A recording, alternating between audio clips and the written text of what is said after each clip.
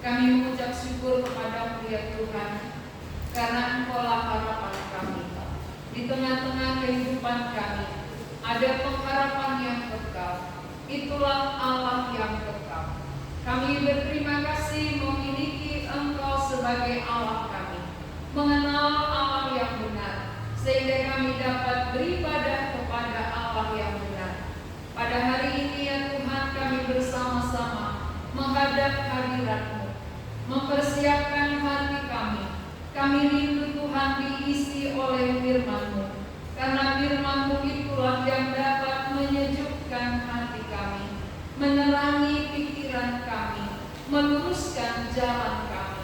Oleh karena itu kami bersama-sama menantikan jamahan Tuhan, supaya melalui firman-Mu masing-masing jemaat yang hadir dan juga yang mengikuti dari rumah masing-masing mendapat berkat yang sama, karena Allah yang sama yang bekerja, Allah yang sama berbicara kepada kami.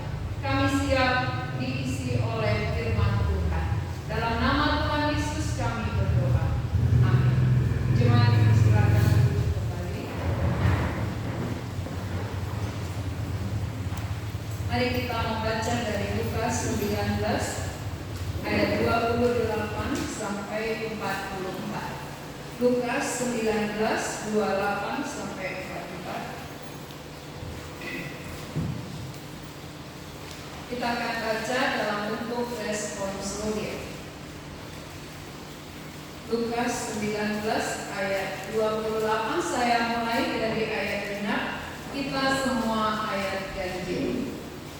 Yesus dielulukan di Yerusalem, dan setelah mengatakan semuanya itu, Yesus mendahului mereka dan meneruskan perjalanannya ke Yerusalem. Ketika ia telah dekat ke Betfage dan Betania yang terletak di gunung yang bernama Bukit Zaitun, Yesus menyuruh dua orang muridnya dengan pesan, pergilah ke kampung yang di depanmu itu. Pada waktu kamu masuk di situ, kamu akan mendapati seekor keledai muda tertambat yang belum pernah ditunggangi orang. Lepaskanlah keledai itu dan bawalah kemari. Dan tidak ada orang menanya padamu, mengapa kamu melepaskannya? Jawablah begini, Tuhan menemukannya.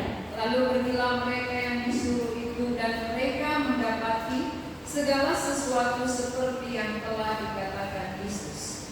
Ketika mereka melepaskan keledai itu, berkatalah orang yang punya keledai itu, mengapa kamu melepaskan keledai itu? Kata mereka, Tuhan memerlukannya. Mereka membawa keledai itu kepada Yesus, lalu mengalasinya dengan pakaian mereka dan menolong Yesus naik ke atasnya. Dan sementara Yesus mengendarai keledai itu, mereka menghamparkan pakaiannya di jalan. Ketika dia dekat Yerusalem, di tempat jalan menuju ke Bukit Zaitun, mulailah semua murid yang mengikuti dia bergembira dan memuji Allah dengan suara nyaring oleh segala mukjizat yang telah mereka lihat. Kata mereka, diberkatilah dia yang datang sebagai Raja dalam nama Tuhan. Damai sejahtera di surga dan kemuliaan di tempat yang maha tinggi.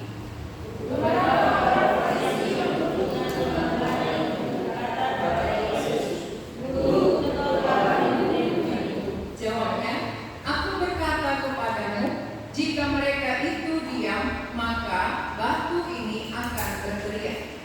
Dan ketika Yesus dekat dan melihat kota itu, dia menangisinya. Katanya, wahai betapa baiknya jika pada hari ini juga engkau mengerti apa yang perlu untuk damai sejahteramu, tetapi sekarang hal itu tersembunyi bagi matamu. Suara kata harinya bahwa musuh akan mengelilingi engkau dengan kubu, lalu mengutuk engkau dan memimpin engkau dari segala dosa.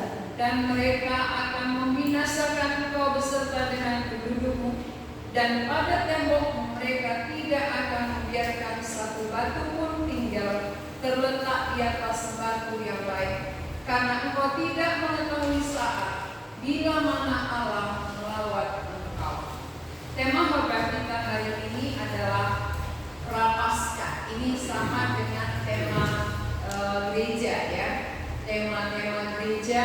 yang sudah mendekati Paskah. Jadi kita sekarang mendekati Paskah. Jadi kita temanya Prapaskah pertama, sebelum Paskah, ya. Itu artinya Prapaskah. Apa yang terjadi sebelum Paskah? Apa yang terjadi sebelum Tuhan Yesus disalibkan? Sebelum Tuhan Yesus mati, Dia pergi ke kota Yerusalem. Kenapa Dia harus ke Yerusalem? Mengapa bukan ke tempat yang lain? Mengapa harus ke Yerusalem? Nah, Yerusalem ini adalah pusat peribadatan. Yerusalem adalah pusat tempat ibadah orang Yahudi. Dan di Yerusalem ada bait suci. Maka semua orang dari segala tempat akan datang ke Yerusalem karena di situ ada bait suci. Disitulah mereka beribadah dan Allah hadir di bait suci. Kalau pada zaman dulu, Dia tidak hadir di sembarang tempat. Allah tidak bisa hadir di mana-mana, tetapi Dia di bait suci, di bait Allah. Maka semua orang datang beribadah ke bait Allah. Beda dengan zaman sekarang. Kalau kita sekarang dimanapun Allah hadir. Sejak kapan itu perubahan terjadi? Kapan mulai Allah hadir di setiap tempat? Ketika tirai bait Allah terbelah dari atas ke bawah. Kalau dulu ada tirai di bait Allah, ada pembatas antara jemaat dengan imam. Imam yang membawa persembahan korban kepada Allah, lalu ada pembatasnya, ada tirainya. Jadi gak sembarang orang masuk ke ruang kudus, ruang maha kudus, ya. Hanya imam yang bekerja, yang melayani Allah. Tetapi ketika kematian Yesus, tirai itu terbelah dari atas ke bawah, maka pembatas tidak ada lagi. Tidak ada lagi pembatas antara manusia dengan Allah, antara jemaat dengan imam-imam. Ya, kita sama-sama bisa menghadap Allah, kita sama-sama bisa beribadah kepada Allah dan di segala tempat. Bukan hanya ke Yerusalem. Kalau dulu harus ke Yerusalem, maka capek ya.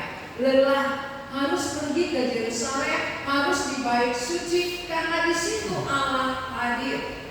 Nah, apa arti Yerusalem? Yerusalem itu artinya adalah damai, kota damai. Tetapi apakah arti daripada damai ini tercapai? Apakah arti damai itu jadi di tengah-tengah kota Yerusalem? Tidak. Namanya damai, tapi yang terjadi adalah rusuh. Ya, sama halnya namanya teguh, tapi dia goyang. Ya. Enggak damai, saudara. Namanya damai, tapi ada kerusuhan. Namanya teguh, tapi dia terombang-ambing. Tidak sesuai nama dengan fakta. Jadi Yerusalem artinya damai, tapi di sana tidak terjadi damai. Lalu apa yang jadi? Rusuh. Kapan terjadi rusuh? Ketika Yesus lahir di bait suci, maka anak-anak yang berumur 2 tahun ke bawah dibunuh. Ini namanya rusuh. Kelahiran Yesus ke bumi, pada waktu dia masih bayi, maka anak-anak yang lain menjadi korban. Ini namanya rusuh. Mengapa dikorbankan anak-anak 2 tahun ke bawah? Karena Raja Herodes waktu itu yang memerintah takut disaingi oleh raja yang baru lahir. Dia merasa tersaingi. Nanti kalau ada raja baru menggantikan saya, maka harus dihabisi, harus dibunuh. Jadi karena dia nggak menemukan Tuhan Yesus, bagaimana supaya Tuhan Yesus mati? Semua anak-anak ya diperkirakan waktu lahirnya itu 2 tahun ke bawah, semua dibunuh. Ini namanya rusuh, saudara. Kerusuhan terjadi. Lalu ketika Yohanes Pembaptis memberitakan kerajaan Allah, bertobatlah, kerajaan Allah sudah dekat. Ini berita Yohanes Pembaptis. Persiapkanlah jalan bagi Tuhan, luruskanlah jalan baginya.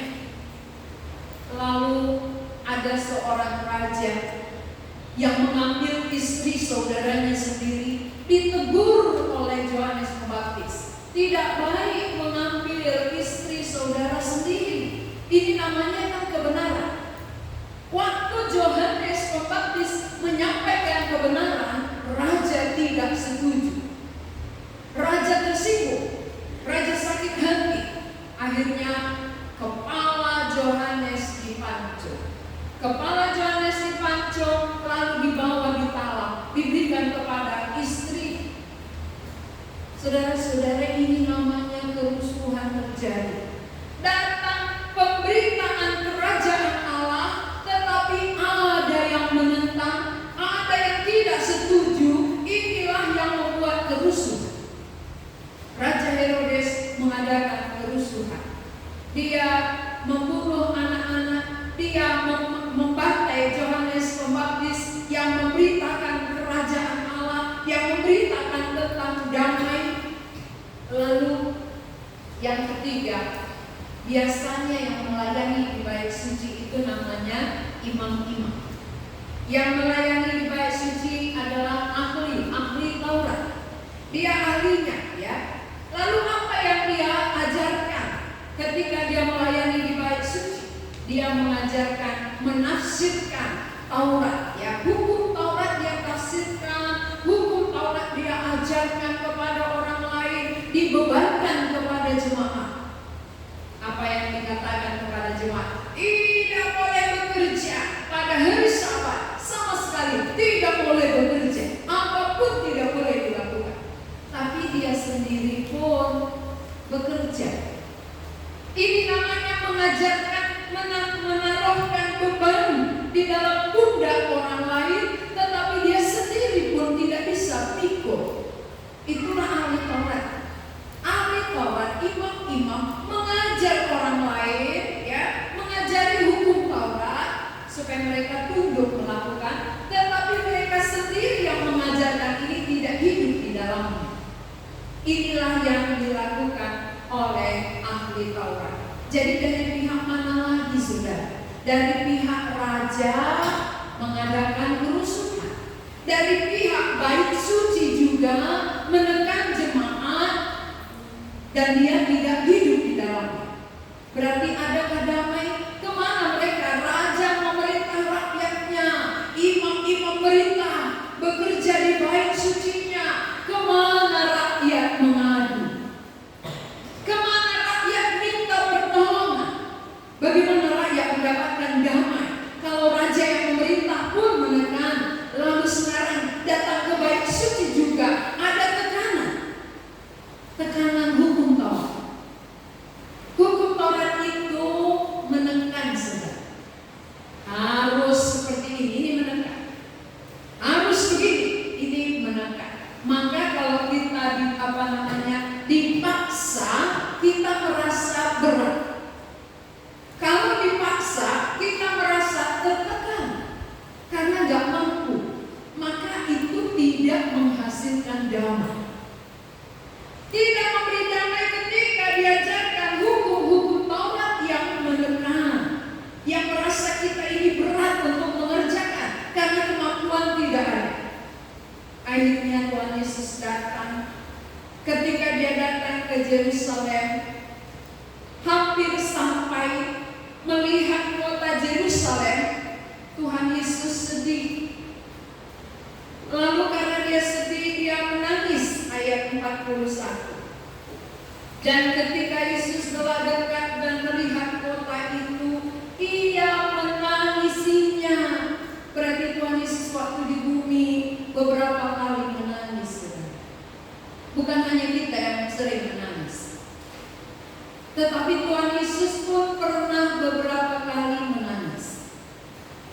Salah satunya ketika melihat penduduk Yerusalem. Ketika dekat dengan kota Yerusalem, tempat pusat ibadah, dia menangis. Mengapa Yesus menangis di tempat ibadah? Mengapa dia menangis di pusat ibadah orang-orang Yahudi? Alasannya ayat 42.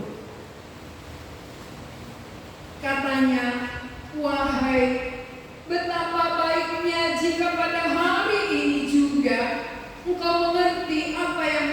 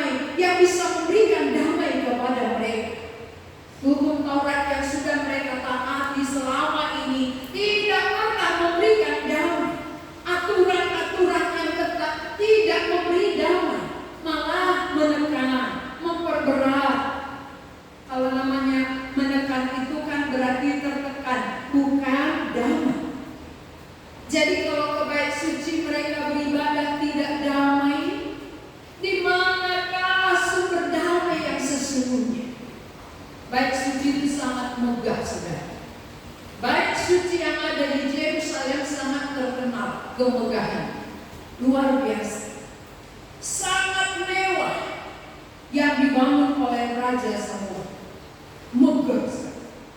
Bait suci yang di Yerusalem yang megah itu bukan itu yang memberi damai, tetapi yang memberi damai apa? Kehadiran Allah di dalamnya. Ketika Allah hadir, itulah sumber damai.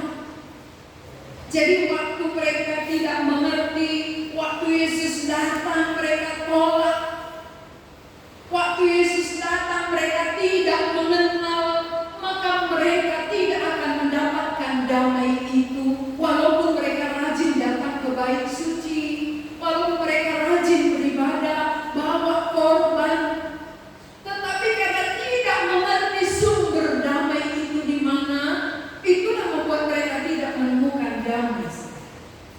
Sehingga ketika mata mereka tertutup, mereka tidak mengerti damai sejahtera mereka, membuat Yesus sedih, Yesus menangis. Dan ketika mereka tidak menerima waktu Yesus datang, apa yang akan terjadi kepada mereka? Ayat berikutnya. Sebab akan datang harinya bahwa musuhmu akan mengelilingi engkau dengan kubu, mengelilingi engkau dengan kubu, lalu mengepung engkau dan menghimpit engkau dari segala jurus. Ketika mereka tidak mengerti apa yang memberi damai sejahtera, akibatnya musuh akan datang mengepung. Musuh akan datang dari mana? Segala jurusan.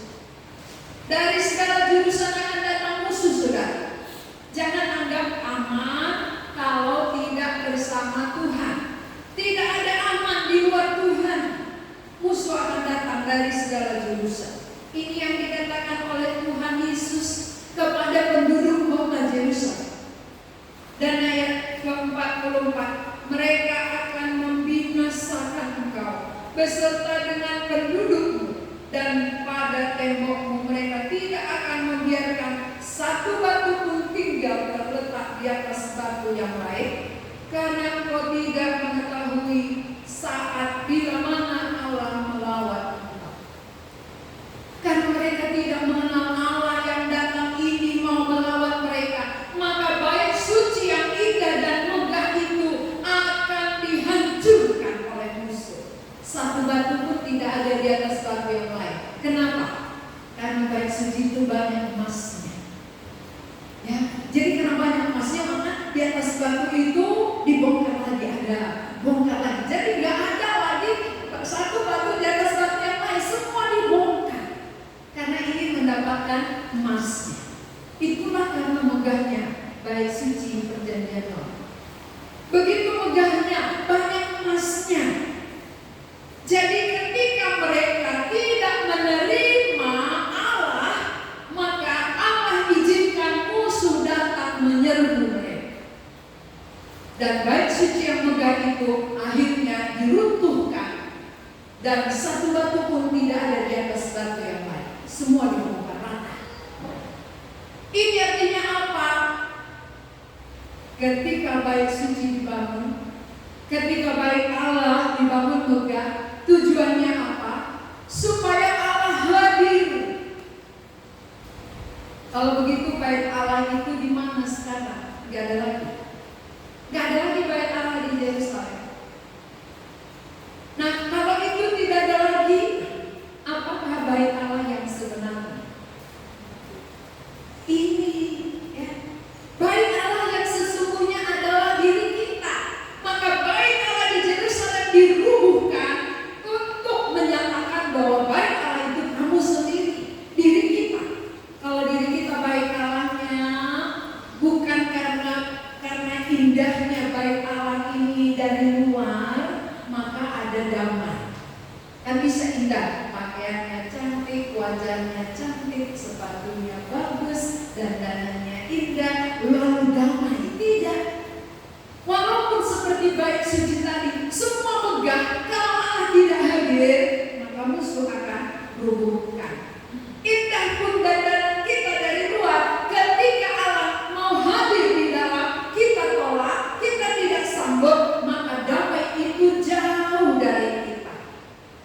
Jadi kalau begitu damai itu sumbernya di mana?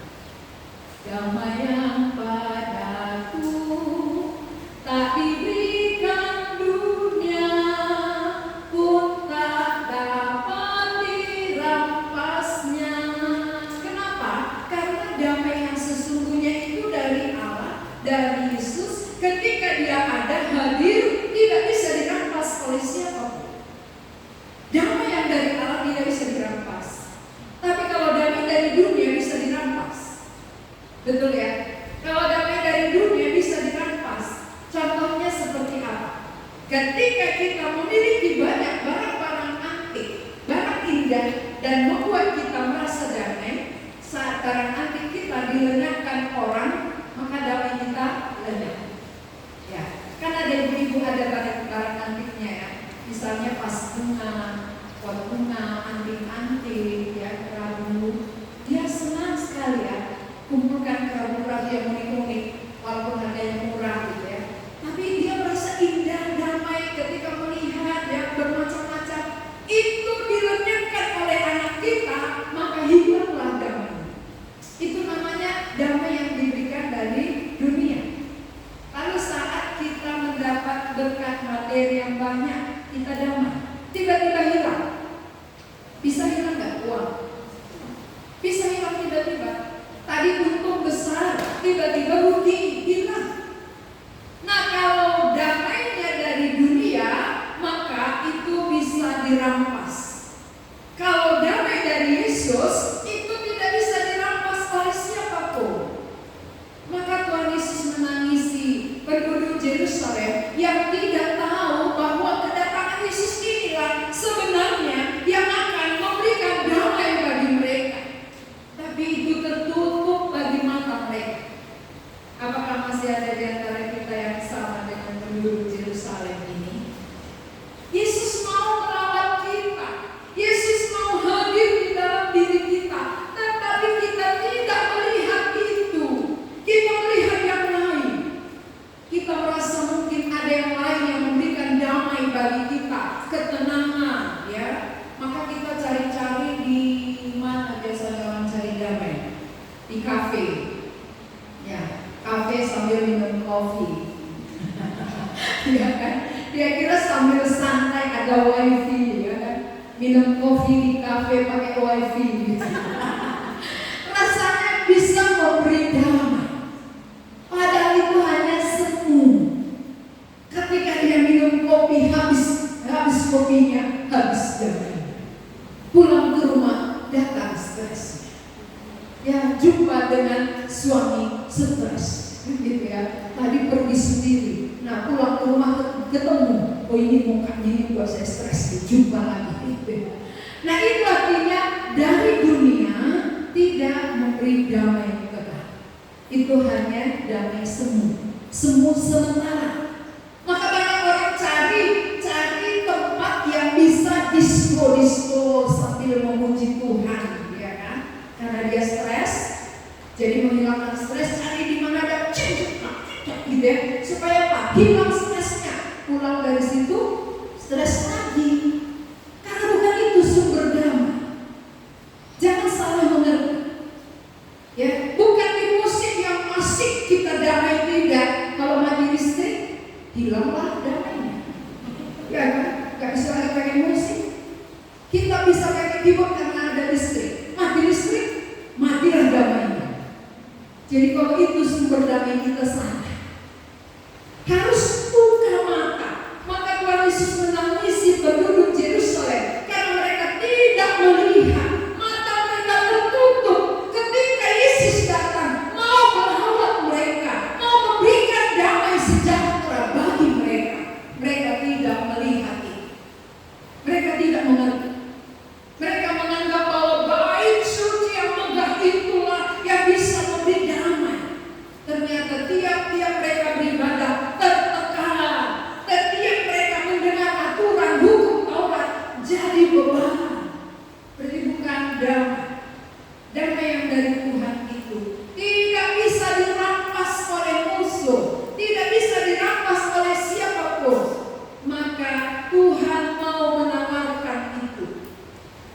Jadi itu apa dia mati? Kan kita akan memperingati kematiannya. Buat apa Yesus datang untuk mati di Yerusalem? Karena Yerusalem tadi adalah pusat ibadah, tempat peribadatan. Maka di pusat inilah dia mempersembahkan korban tubuhnya. Karena di Yerusalem semua orang bawa domba, bawa korban untuk dipersembahkan kepada Allah sebagai lambang. Sebagai lambang bahwa satu saat akan datang korban yang sesungguhnya, itulah Yesus. Tetapi sebelum dia mati, waktu dia datang menjumpai mereka, mereka tidak mengerti akan hal itu. Mereka tidak mengenal ini adalah anak domba Allah yang sesungguhnya. Maka waktu murid-murid berseru, Hosana, diberkatilah dia yang datang sebagai raja. Apa kata orang Farisi dari ayat 39? Beberapa orang Farisi yang turut dengan orang banyak berkata kepada Yesus, Guru, tegurlah murid-murid-muridmu. Jawabnya, aku berkata kepadamu, jika mereka ini diam, maka batu ini akan berdiri. Berarti saudara-saudara, batu pun bisa dibuat Tuhan berteriak. Hal itu perlu, karena dia adalah Allah yang Maha Kuasa. Jadi waktunya untuk murid-murid bernyanyi, memuji, meninggikan Allah. Kenapa disetop oleh orang Farisi tadi? Karena tidak mengenal. Oleh karena mereka tidak kenal bahwa inilah raja yang sesungguhnya.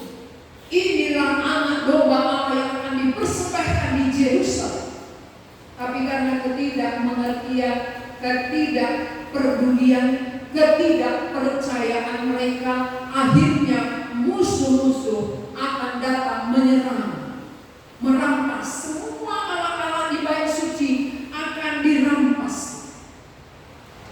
Inilah betapa mengerikan kalau kita tidak melihat, tidak mengerti pada waktu Allah melawat kita.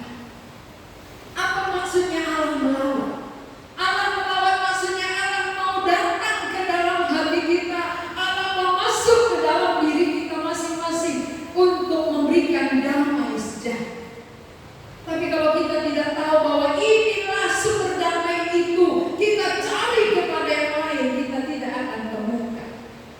Maka banyak orang cari-cari nggak dapat-dapat, cari-cari nggak ketemu-ketemu. Kenapa? Karena sumbernya salah. Sumber damai sejahtera bukan dari dunia ini.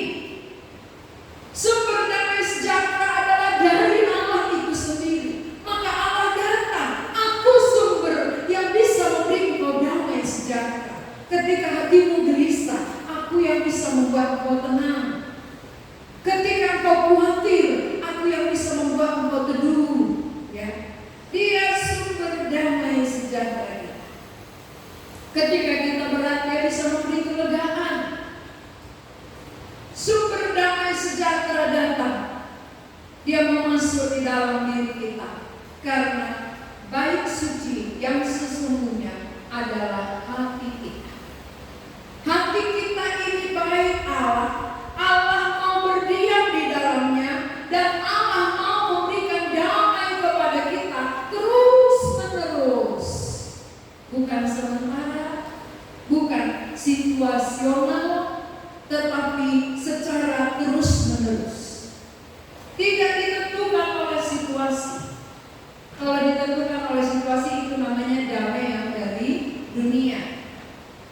Kalau damai dari Kristus, tidak dipengaruhi oleh situasi.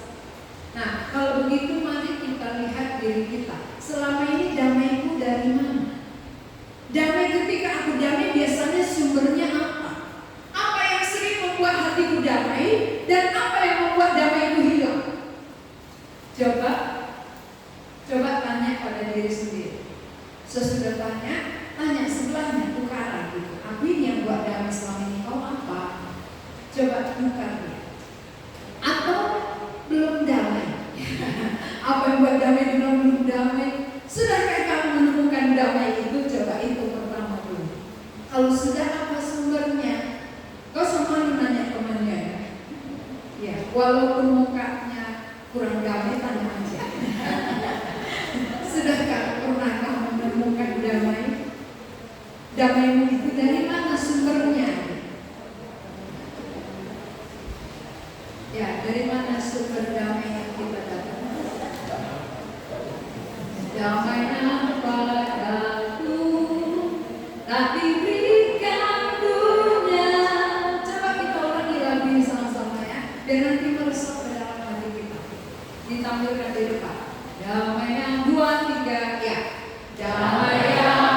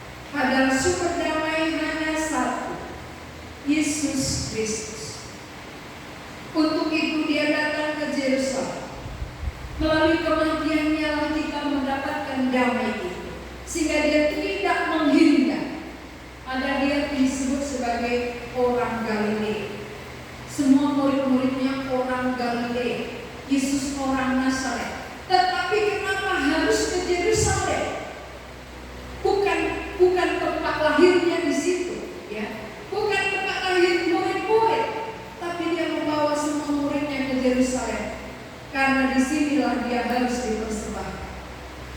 Pusat ibadah. Di dalam pusat peribadahan, di situ Yesus mempersembahkan tubuhnya sendiri untuk memberikan damai bagi kita. Dia tidak menghindar, dia tidak melarikan diri, tetapi dia mendekat. Seringkali orang bilang kan, maunya jauhlah penderitaan daripada aku, maunya jauhlah kesulitan, maunya jauhlah kesusahan, pergumulan, persoalan demi persoalan. Tapi Tuhan Yesus justru mendekat. Dia datang, dia mendatangi Yerusalem. Dia tahu di situ dia akan ditangkap, di situ dia akan disalibkan. Dia datang ke sana. Dia bukan menjauh, karena dia mengerti itu sumber damai sejahtera. Jadi jangan cari kepada yang lain, jangan cari dari dunia ini. Namun Allah dari surga sudah datang. Dia mau melawat saudara, dia mau tinggal pada saudara. Dia jadikan hati kita menjadi baik. Baik artinya tempat dia tinggal. Dia mau tinggal diam bersama dengan kita. Kalau dia tinggal di dalam hati kita, berarti kita akan bersama dengan dia selamanya. Tidak ada kata terpisah. Kalau dia bersama dengan kita, kan itu damai. Sumber damai Allah beserta dengan Allah. Damai sejahtera bagimu. Allah menyertai. Kan gitu ya. Shalom. Kenapa seringkali kita jumpa dengan teman-teman kita katakan shalom. Shalom artinya damai sejahtera. Tapi yang mengucapkannya tidak pernah damai. Shalom. Ucapan shalom tapi rusuh, gersang, gelisah, takut. Ya. Kalau damai, kalau shalom itu artinya damai sejahtera. Bagaimana supaya shalom itu ada padaku? Harus Kristus tinggal di dalam hatiku, menjadi baik tempat tinggalnya sampai selama-lamanya. Saudara-saudara, Tuhan Yesus menangisi saudara. Tuhan sedih melihat saudara karena saudara tidak terbuka, tidak melihat sumber damai sejahtera. Tetapi ketika kita melihat sumber damai sejahtera kita dan kita membuka hati menyambutnya, maka Tuhan pun bersuka cita. Itu yang dikatakan satu orang percaya, beribu-ribu malaikat bersuka cita. Banyak yang tertutup hatinya, Yesus pun menangis. Jadi supaya Tuhan Yesus tidak terus menangisi kita, buka hati kita, sambutlah Dia. Dialah damai sejahtera itu. Jangan cari ke tempat yang lain. Tidak akan pernah ketemu, tidak akan pernah jumpa selain di dalam Yesus. Jadi seringkali kita salah alamat, maka kita sudah lelah. Salah cari sana, cari sini, akhirnya kelelahan terjadi. Ini sumbernya, dia datang melawat kita, kita hindari. Harusnya dia datang, dia mau melawat, kita terima. Cukup, ya. Itulah memberi damai sejahtera bagi yang belum. Dan bagi mereka yang sudah, jangan mau bergeser. Damai sejahtera yang kita dapatkan awal kita percaya ini, awal kita menerima, baru betapa sukacitanya kita. Tak bisa dibandingkan dengan apa. Lebih sukacita daripada orang pacaran.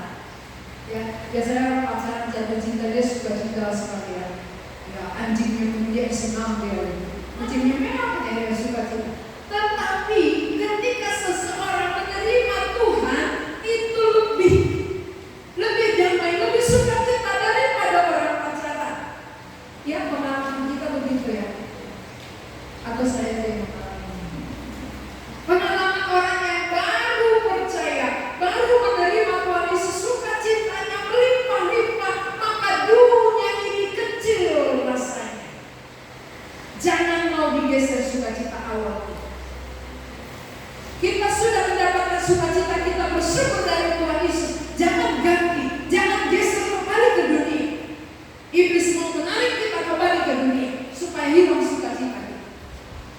kalau sudah hilang sukacita kita, ingat, berarti sudah mulai bergeser. Bukan lagi pada sumber yang utama, sumber yang pertama dulu. Bagaimana aku jatuh cinta kepada Tuhan, sukacitaku melimpah. Sekarang mulai aku bergeser mencintai dunia ini, maka hilang sukacita, hilang damai. Perlahan-perlahan menjadi kering lagi. Akhirnya orang melihat, itu dari siang itu dari udah. Kok mukanya berat? Ya, mukanya kok gak sukacita? Kenapa? Karena bergeser. Jadi bisakah orang percaya bergeser? Bisa. Tuhan Yesus saja ditawarkan oleh iblis kok. Tuhan Yesus dicobai, ditawarkan. Ini semua kerajaan dunia dan kemegahannya kuberikan kepadamu asal kau sujud menyembah. Tuhan Yesus pun Tuhan kita dicobai, masa kita tidak? Maka kita sebagai orang percaya, ingat apa yang pernah membuat kita sukacita, kembali ke situ. Jangan mau digeser lebih jauh. Kalau kita digeser lebih jauh, maka kita semakin hilang damainya, semakin hilang sukacita. Itu yang dirindukan oleh iblis. Kalau hilang sukacita kita, hilang damai kita, bisakah kita memberitakan kerajaan Allah? Tidak mungkin. Dengan muka berat, terimalah Tuhan Yesus. Orang pun lari ya dalam Tuhan itu ada. Kenapa Pak? Saya sendiri mengeluh lalu saya suruh damai orang lain. Nggak mungkin. Maka kita dulu bagaimana supaya damai yang pernah kita terima terpelihara dalam kehidupan kita, malah makin bertumbuh sehingga kita bisa dipakai oleh Tuhan. Itu kehendak Tuhan. Tetapi kehendak iblis kita ditarik, digeser ke dunia supaya kita tidak lagi dipakai oleh Tuhan. Ya, supaya kita berat. Siapakah cinta saudara? Siapakah yang saudara cintai? Siapa yang mencintai saudara? Ya, kalau Tuhan mencintai aku, cintaku harus kepada Tuhan. Jangan nanti Tuhan mencintai aku, cintaku kepada benda. Gak pas ya. Tuhan cinta padaku, aku cinta dia. Makanya suami istri kan begitu ya. Apakah kau mengasihi aku baik suka maupun duka? Ya, aku masih. Ya, aku mengasihi siapa? Aku mau menerima engkau menjadi istriku. Apakah engkau bersedia menjadi istriku? Ya, aku bersedia menjadi istri orang itu. Gak pernah begitu ya. Pasti antara yang mengasihi itu. Jadi Tuhan pernah menyatakan kasih-Nya. Mari kita sambut dan mari kita mengasihi Dia kembali. Karena ketika kita mengasihi Dia, sukacita dan damai kita kembali diberikan oleh Tuhan. Ketika sukacita sudah mulai hilang, berarti ingat, sudah berapa langkah saudara bergeser? Berapa langkah kita sudah bergeser dari Tuhan? Kembali, balik kepada Allah sebagai sumber satu-satunya yang dapat memberikan damai bagi kita. Mari kita berdoa. Tuhan, kami mengucap syukur kepada Engkau melawat kami hari ini, sebagaimana Engkau melawat penduduk Yerusalem ketika mata rohani mereka tertutup, tidak melihat bahwa Engkau sumber damai sejahtera. Tuhan Yesus menangisi mereka.